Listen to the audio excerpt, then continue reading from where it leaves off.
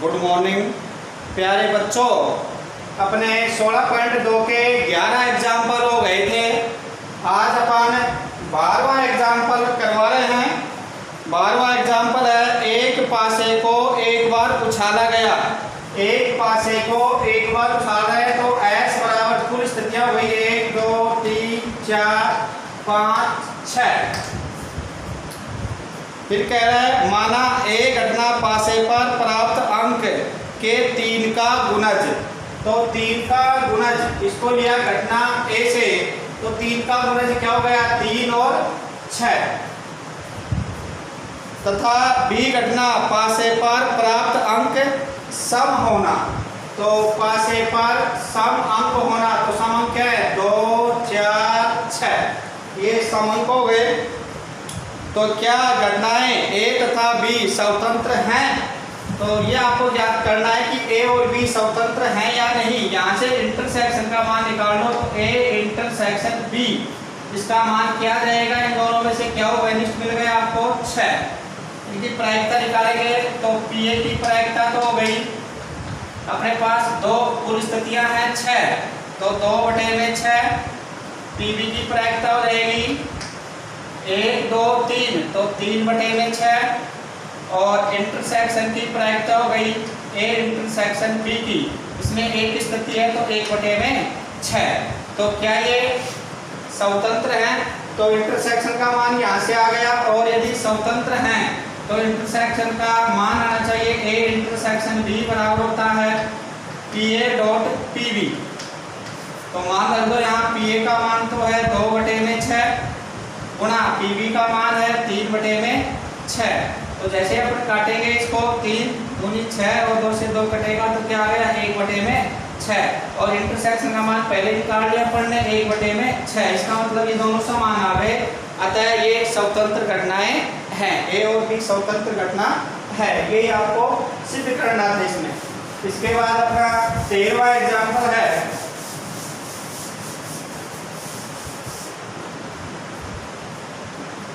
घटना ए तथा बी इस प्रकार से दी हुई है आपको। एग्जाम्पल 13, जिसमें पी ए का मान मिल गया, पी ए बराबर दिया हुआ है 1/2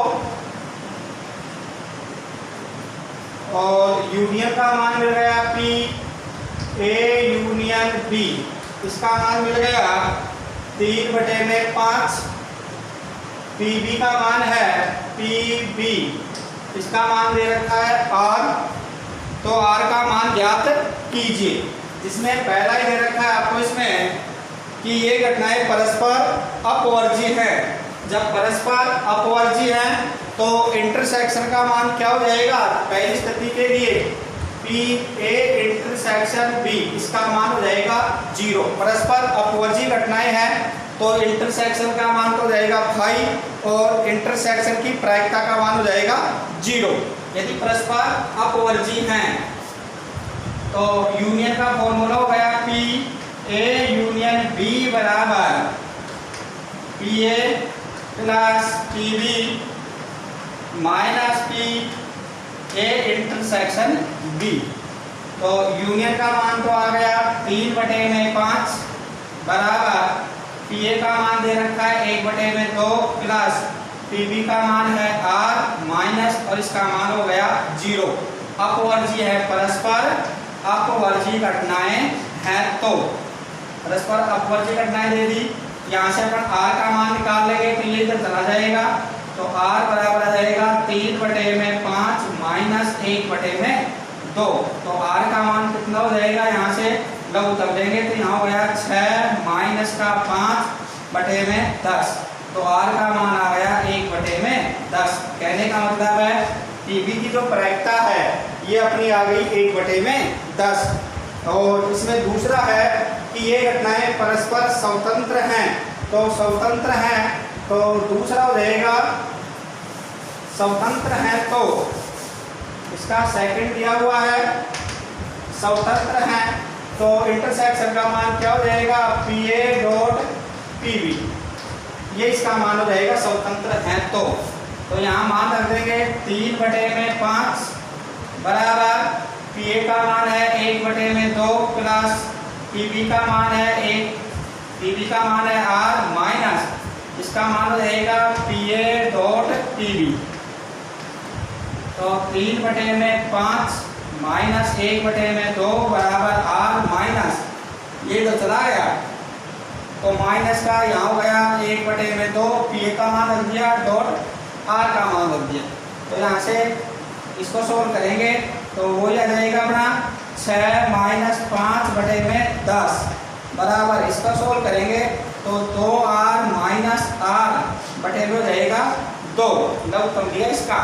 तो यहाँ हो गया 1/10 बराबर, यहाँ घटाएंगे तो r बटे में 2 और 2 उधर जाएगा तो ये हो जाएगा 2/10 बराबर r, काटेंगे तो r का मान आ जाएगा 1/5। तो यदि परस्पर अपवर्जी घटना थी तो r का मान आ गया था 1/10, और यदि घटनाएं स्वतंत्र हैं a और b घटनाएं स्वतंत्र है तो r का मान आ गया 1/5। इसके बाद 14वां जो एग्जाम्पल है,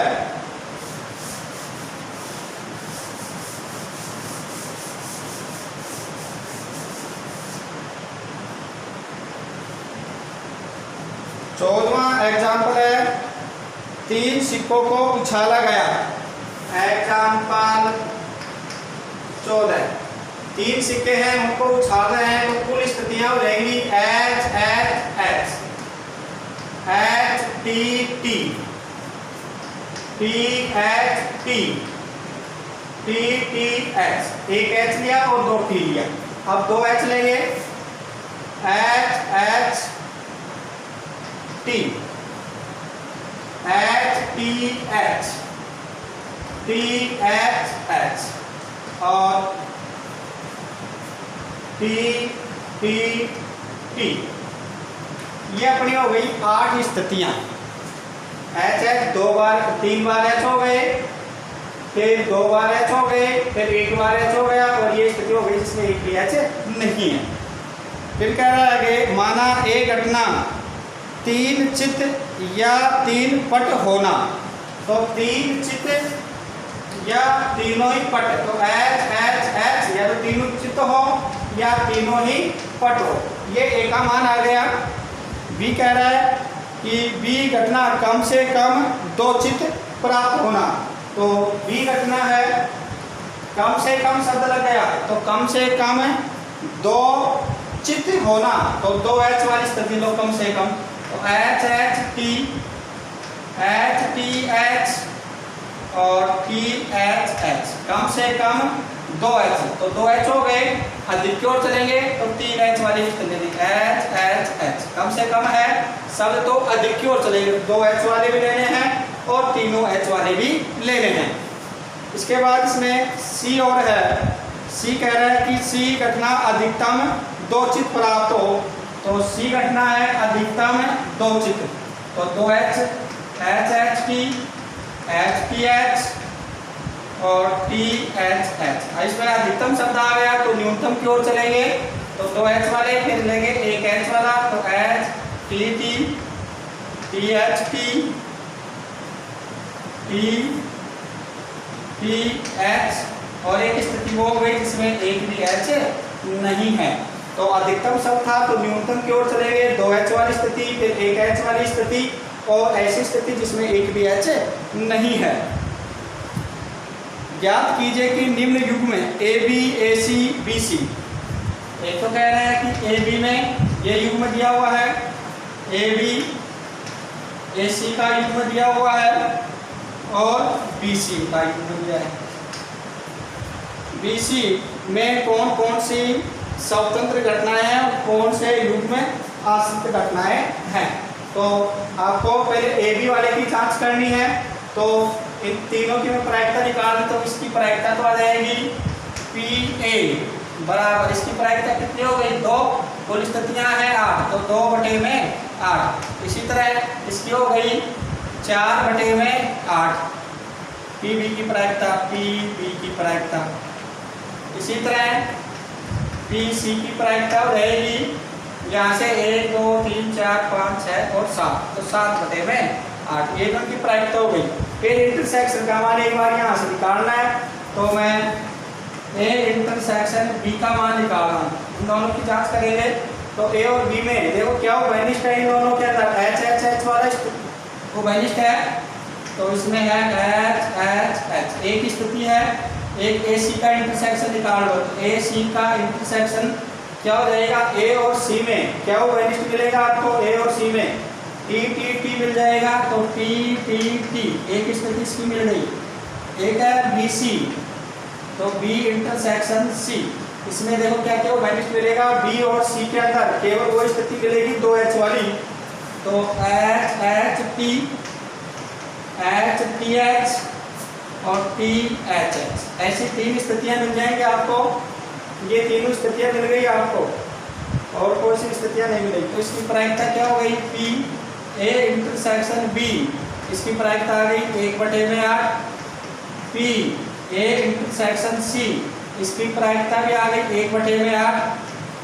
और पी बी इंटरसेक्शन सी, इसकी प्रायिकता आ गई 1 2 3/8। अब आपको सूत्र से देखना है कि जैसे आप इनको गुणा करोगे ए और बी को, तो इन दोनों का गुणा करो, ए और बी को जब गुणा करेंगे अपन, तो क्या ये 8/64, तो 8 कट जाएगा, तो 1/8, तो ये आ जाएगा। ऐसे ही बी और सी को गुणा करेंगे तो इसके बराबर, ए और सी को गुणा करेंगे तो इसके बराबर आना चाहिए, और बी और सी को गुणा करेंगे तो इसके बराबर आना चाहिए। तो यदि बराबर आ गया तो वो स्वतंत्र है, नहीं तो वो घटनाएं स्वतंत्र नहीं है।